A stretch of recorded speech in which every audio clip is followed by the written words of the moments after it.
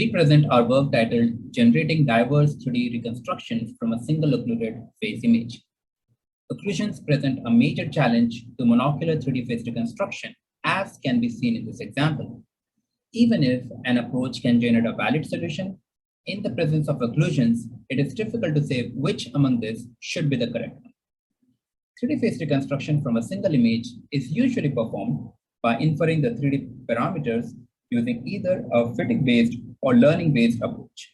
However, existing approaches do not usually address the challenge of occlusions.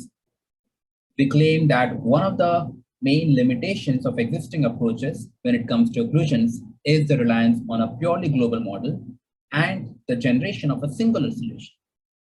To deal with these challenges, we propose Diverse 3D Face, a three-step solution consisting of a global plus local model to fit to the visible parts, a mesh VAE to complete the occluded parts, and a DPP-based diversity promoting routine. Our global plus local model is computed by performing region-wise PCA computation on the flame meshes fitted on the D3D facts and comma datasets. We model the mesh VAE as a graph convolutional network and train it to complete the partial shapes from the previous stage. And to further enforce diversity, we adopted the concept of determinantal point processes or DPPs, which models repulsion between points. We adopt the quality diversity formulation of DPPs.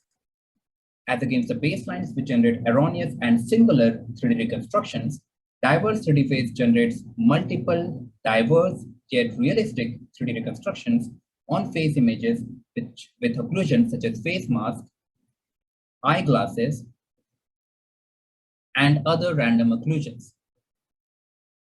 We propose the closest sample error and the average self-distance or ASD as effective metrics to evaluate the proposed approach. The ASD should be low on the visible parts and high on the occluded parts.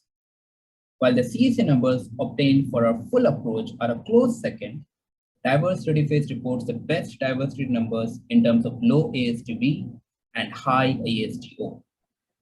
To conclude, we proposed Diverse 3D Face to achieve robustness and diversity for occlusion-aware face 3D reconstruction.